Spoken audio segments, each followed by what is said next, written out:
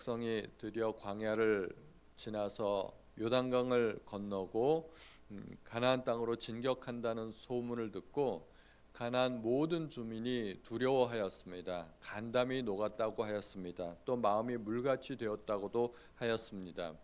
그들은 모두 똑같은 그러한 반응을 보였습니다.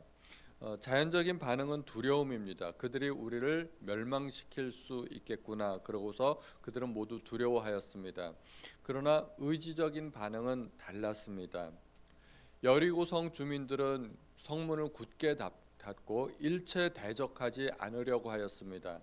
그들과 맞서 싸우기를 포기하고 일체 대적하지 않으려고 하고 끝까지 저항하려고 하였습니다. 이렇게 저항하려는 사람이 있는가 하면 그 여리고 성읍 가운데서도 라합과 같이 이스라엘 진영이 어떻게든 기회만 될 수 있다면 투항하려는 사람이 있었습니다. 라합과 여리고성 주민은 서로 달랐던 것이죠. 또 기브온 족속은 역시 하나님 앞에 그 믿음을 가지고 있었고 투항하려고 하였습니다. 그들은 거짓 속임수를 썼지만 그것이 유일한 살 길임을 생각해 볼 때 그들은 매우 지혜롭게 행동한 것입니다. 그들은 하나님께서 그 땅을 이스라엘 백성에게 주신 것을 믿었습니다.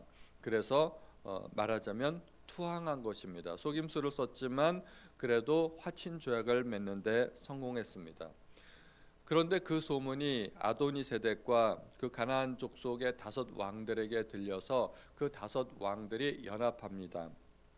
원래 기브온 족속까지 6 나라의 연합체가 있었는데 기브온 족속이 말하자면 배신을 한 거죠. 그것에 대해서 5 왕들이 모여서 회의를 하고 우리가 연합해서 싸우자 하는 것입니다. 이렇게 또 대적하는 무리도 있게 되는 것입니다. 하나님 나라에 대해서 세상의 반응은 항상 대적하든지 투항하든지 둘 중에 하나입니다. 중간지대는 없습니다. 하나님께는 항상 둘 중에 하나입니다. 하나님의 백성이거나 마귀의 백성이거나 우리가 선택할 수도 있는 것은 천국이거나 지옥이거나 둘 중에 하나일 뿐이지 이것도 저것도 아닌 것은 없다는 것입니다. 하나님 편에서도 그렇고 우리 편에서도 그렇고 어느 편에 서든지 전쟁은 피할 수 없습니다. 하나님의 나라와 마귀의 나라는 항상 적대적인 관계에 있기 때문에 내가 이쪽에서도 전쟁을 피할 수 없고 저쪽에서도 전쟁을 피할 수 없습니다. 중요한 것은 우리가 어느 편에 설 건가 하는 것입니다. 기브온 주민들은 하나님 편에 서기로 결정했고 그 결정은 매우 옳은 결정이었습니다. 5 왕들은 연합해서 이스라엘을 대적하려고 했는데 그 결정은 옳지 않은 결정이었습니다. 결국 그들은 모두 멸망했기 때문입니다. 우리가 하나님 편에 선다고 해서 우리가 세상에서의 모든 갈등이 사라지고 우리가 세상에서 편하게 잘 살 수 있는 것만은 아닙니다.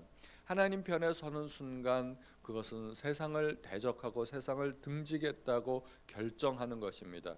그렇기 때문에 세상으로부터의 핍박과 박해 그리고 고난이 있을 것입니다. 그것을 감수해야 됩니다. 기브온 족속은 이스라엘 편에 서기로 결정하는 순간부터 사실은 가나안 족속으로부터 등진 것이고 그들로부터의 어떤 침략을 감수해야만 했습니다. 그리고 그런 일들이 실제로 일어났던 것입니다. 그러므로 우리가 하나님을 믿고 예수님을 믿는다는 것은 세상에서 편하게 잘 살기 위한 것이 아니라 세상과 대적하는 일임을 우리가 기억해야 할 것입니다. 그래서 예수님도 의를 위하여 박해받는 자가 복이 있다고 말씀하셨습니다. 우리는 주님 때문에 박해받을 각오를 하고서라도 세상을 등지고 주님 편에 서야 할 줄로 믿습니다. 5 왕들이 연합해서 드디어 기브온을 치기로 하였습니다. 이스라엘을 직접 대적하는 것은 너무나 벅찬 일일 것 같고 그래서 일단 그들 입장에서 자기들을 배신한 기브온을 먼저 치기로 하였습니다. 기브온을 먼저 치고 그 다음에 조금씩 이스라엘을 대적하려고 했던 것입니다. 기브온이 공격당하자 기브온 족속은 급하게 길갈로 사람을 보냅니다. 이스라엘 주민이 거주하고 있었던 곳은 길갈이었습니다. 길갈은 베이스 캠프였고 전쟁을 치르면 항상 길갈로 돌아왔기 때문에 기본 주민들은 길갈로 사람들을 보내서 도와달라고 했던 것입니다. 고대 시대에 동맹을 맺으면 그 동맹을 맺은 두 나라는 거의 한 나라처럼 형제 국가가 되어서 어느 한 나라에 전쟁이 일어나면 다른 나라는 반드시 파병하게 되어 있습니다. 예를 들어 약소국이 침략을 받는 경우가 있는데 오늘 본문처럼 한 나라가 침략을 받아서 어려움에 처하게 되면 다른 나라에서 반드시 파병을 해서 그 나라를 도와주어야만 했습니다. 또 반대로 강대국의 입장에서 의도적으로 전쟁을 벌여서 침략할 때가 있습니다. 침략 전쟁을 필 때도 그러면 형제 국가인 다른 나라들은 그 나라에 합세해서 군사를 파병해서 그 전쟁에 참가해야만 했습니다. 여호수아는 기브온이 어려움을 당한다는 소식을 듣고 그냥 그 자리에 있을 수가 없었습니다. 어쨌든 평화 조약을 맺었고 그들이 우리와 한편이 되기로 결정을 했으니 그들이 당한 어려움에 대해서 도와주어야만 했습니다. 그 말을 듣자마자 여호수아는 밤새도록 행군을 합니다. 밤새도록 행군해서 아마 다음날 새벽쯤에 그들에게 이르렀을 것입니다. 갑작스럽게 그들에게 이르렀고 여호수아는 그들을 크게 살육하고 전쟁에서 이겼다고 합니다. 당연히 하나님의 도우심이 있었습니다. 하나님께서 여호수아를 크게 도와주셨습니다. 그런데 여호수아의 성격을 여기서 우리가 볼 수 있습니다. 기본 주민들이 도와달라는 이야기를 듣고 또 하나님께서도 그들을 두려워하지 말라고 언약해 주셨기 때문에 여호수아는 바로 지체하지 않고 그날 저녁에 군사를 모아가지고 밤새도록 행군해서 기브온까지 이르게 됩니다. 원래 길갈에서 기브온까지는 천천히 걸어가면 한 3일 정도 걸리는 길이었습니다.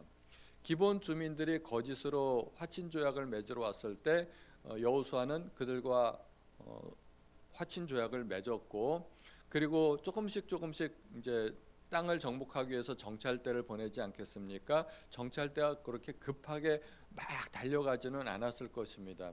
그런데 기본 주민이 사는 곳까지 이르기까지는 3일 정도 걸렸습니다. 사흘째가 되어서야 기본 주민이 먼 곳에서 온 족속이 아니라는 것을 알게 되었던 것입니다.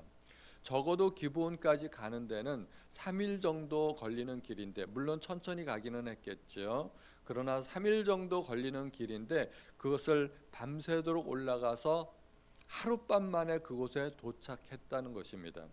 여호수아는 굉장히 부지런한 사람이고 열정적인 사람입니다. 그리고 한번 마음의 결단을 내리면 절대 지체하지 않습니다. 이러한 여호수아의 열성 때문에 하나님께서 여호수아를 도와주신 것입니다. 게으른 사람은 하나님도 도와주실 수 없습니다. 하나님께서 아무리 도와주시고자 해도 또 길을 보여주셔도 게으른 사람은 아무것도 안 하기 때문에 하나님께서 역사하실 수가 없는 것입니다. 그래서 신약에서 주님은 게으른 것과 악한 것을 항상 붙여서 이야기하십니다.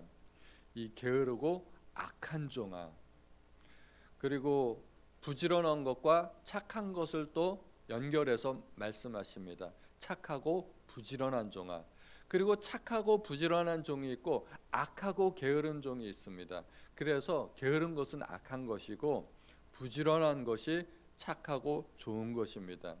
우리가 하나님의 일을 하더라도 하나님께서 물론 도와주십니다. 하나님께서 역사하시지만 그래도 우리가 부지런히 최선을 다해서 열정적으로 진취적으로 과감하게 그렇게 주님의 일에 도전해야 된다는 것입니다. 사람이 그러한 열성을 보일 때 하나님도 역사하십니다. 하나님께서 큰 우박덩이를 보내어 주셨습니다.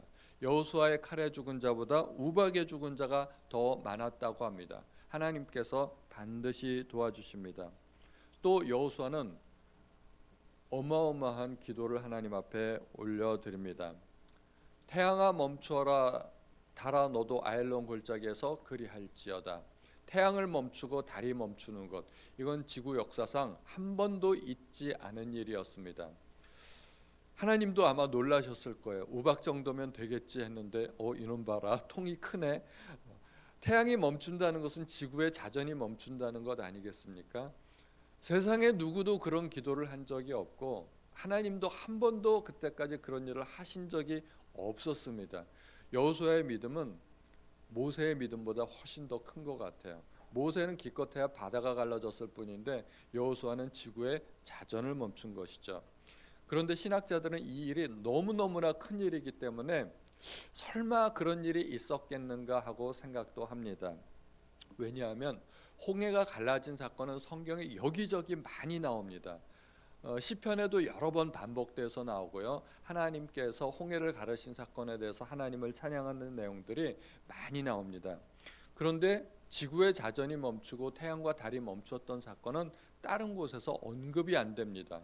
사건으로 보자면 훨씬 더 큰 사건인데 오직 여기에서만 기록이 되어 있습니다. 그래서 신학자들 가운데 일부는 이거는 아마도 사실이 아니라 어쩌면 시적인 표현일 수도 있겠다 이렇게 생각하는 분들이 있고, 또 다른 편에서 신학자들은 그렇지 않다, 이것은 실제로 있었던 사건이다, 우리가 몰라서 그렇지 이것은 실제로 있었던 사건이다, 다른 곳에 언급이 안 돼 있다고 해서 그것이 사실이 아니라고 할 수 없다, 뭐 이런 이야기들이 있습니다. 저는 후자 쪽을 선택합니다.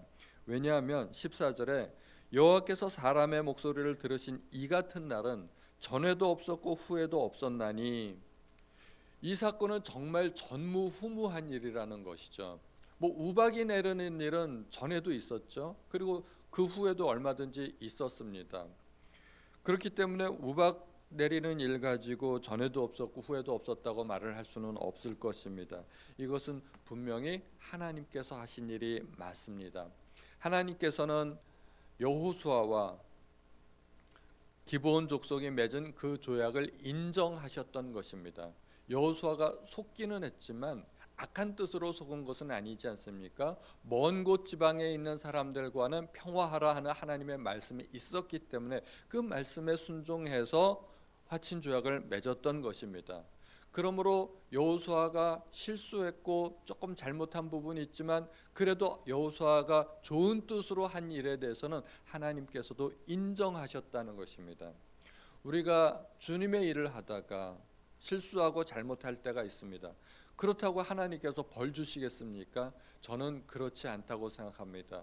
우리가 주님의 일을 하다가 세상 살아가다가 실수하고 잘못할 때가 있지만, 그러나 우리의 마음속에 좋은 뜻이 있었다면, 하나님을 위한 열정이 있었다면, 그러나 하나님께서 도와주실 것이라고 믿습니다. 기브온 족속 입장에서는 누구의 편에 서느냐 하는 것이 굉장히 중요합니다. 이스라엘 편에 섰기 때문에 결국 그들은 끝까지 살아남았습니다. 끝까지 살아남았고 하나님의 백성의 일부가 될 수 있었습니다. 그러나 이스라엘을 대적했던 5 왕들과 또 여러 가나안 족속들은 모두 멸망할 수밖에 없었던 것입니다.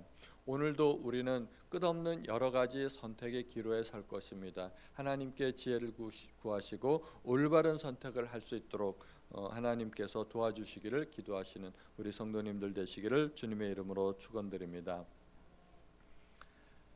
하나님 아버지, 오늘도 저희에게 놀라운 사건을 알려주시니 참으로 하나님 앞에 감사드립니다. 이 놀라운 사건 앞에서 하나님은 우리의 기도를 들어주시고 반드시 우리를 도와주신다는 사실을 믿게 하여 주옵소서. 하나님, 여호수아가 하나님의 명령에 순종하여 전쟁을 벌였을 때 하나님께서 반드시 도와주셨습니다. 하나님, 우리도 가만히 앉아서 하나님의 도움을 받으려 하기보다는 최선을 다해서 열정적으로 주님의 일을 하면서 주께서 도와주시기를 기도하는 주의 백성들 될 수 있도록 도와주옵소서. 모든 말씀을 우리 주 예수님의 이름으로 기도하였습니다. 아멘.